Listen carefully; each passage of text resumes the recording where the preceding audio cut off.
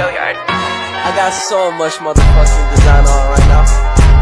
Break it down, bring it back, make it clap. I got 3 old thoughts, new block, where that dick. Bitches on my line, and you know. Semuanya. Siang. Di sini kami akan membahas hasil diskusi kami pada hari ini. Sebelum memasuki hasil diskusi, izinkan kami memperkenalkan diri terlebih dahulu. Perkenalkan, nama saya Yupita Lema Kibriani dengan NIM 2210417748.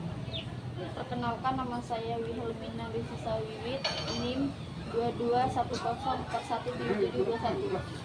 Perkenalkan, nama saya Dika Makarinda dengan NIM 1011771. Perkenalkan, nama saya Rabenda dengan NIM 2210417741.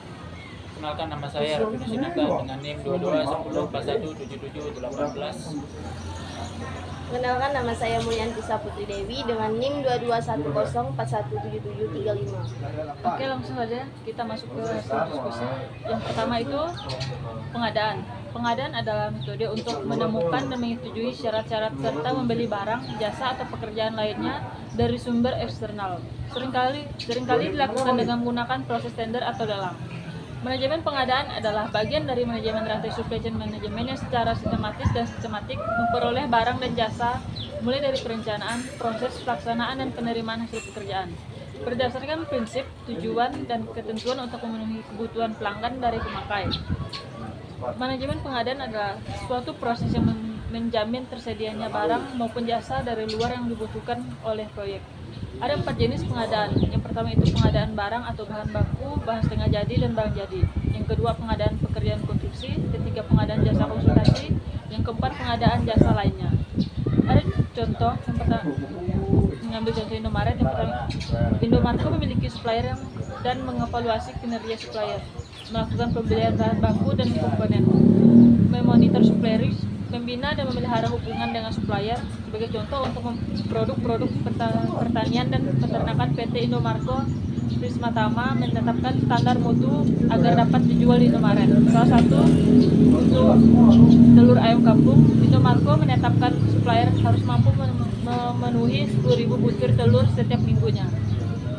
Baik, materi selanjutnya yaitu manajemen persediaan. Manajemen persediaan atau inventory management adalah proses yang melibatkan perencanaan, pengendalian, dan pengawasan atas persediaan barang dalam suatu usaha. Tujuan aktivitas ini memastikan persediaan tepat waktu dengan biaya yang efisien untuk memenuhi permintaan pelanggan. Manajemen persediaan yang efektif membantu perusahaan menghindari biaya penyimpanan yang berlebihan, kerugian karena persediaan kadaluarsa atau kekurangan persediaan yang dapat menyebabkan hilangnya pelanggan. Selanjutnya, manajemen persediaan sangat diperlukan oleh suatu perusahaan karena alasannya itu memastikan persediaan barang atau bahan yang diperlukan untuk memenuhi permintaan pelanggan. Selanjutnya ada menghindari kekurangan persediaan yang dapat menghindari hilangnya peluang bisnis, kekecewaan pelanggan, dan menurunnya pendapatan. Selanjutnya ada fungsi manajemen persediaan. Fungsi manajemen persediaan itu untuk mengoptimalkan pemenuhan persediaan, mengurangi biaya operasional, memberikan layanan pelanggan yang lebih baik, serta mencegah kerugian dari pembusukan, pengembalian, dan pencurian.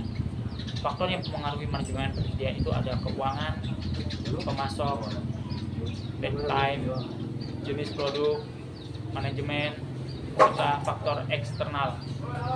Dan metode manajemen persediaan yang digunakan itu seperti just-in-time management, economy order, equity, material requirement planning, periodic review, serta day sales in inventory. Oke, sekian dari saya. Materi selanjutnya, logistik dan distribusi adalah 2 konsep yang berhubungan erat dalam manajemen pergerakan barang yang penyediaan layanan. Logistik juga melibatkan perencanaan, perorganisasian, pelaksanaan, dan pengendalian semua aktivitas yang terkait dengan pergerakan, penyimpanan, dan pengiriman barang secara efisien. Tujuannya juga adalah untuk memastikan ketersediaan barang dengan waktu yang tepat dan di mana yang tepat dan dengan biaya yang efisien. Sekian dari saya. Baiklah, saya akan melanjutkan materi bagian penjualan dan pelayanan.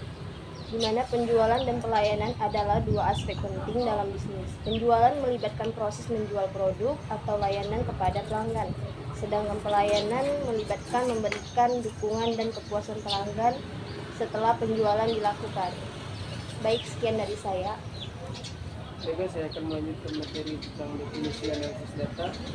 Analisis data adalah proses pengolahan data untuk tujuan menemukan informasi yang berguna yang dapat dijadikan sebagai dasar pengembangan keputusan untuk memecahkan suatu masalah. Jenisnya ada yang pertama teknik analisis data kualitatif, adanya analisis konten, analisis wacana, dan analisis narasi. Yang kedua ada teknik analisis data kuantitatif. Yang pertama statistik deskriptif dan statistik inferensial.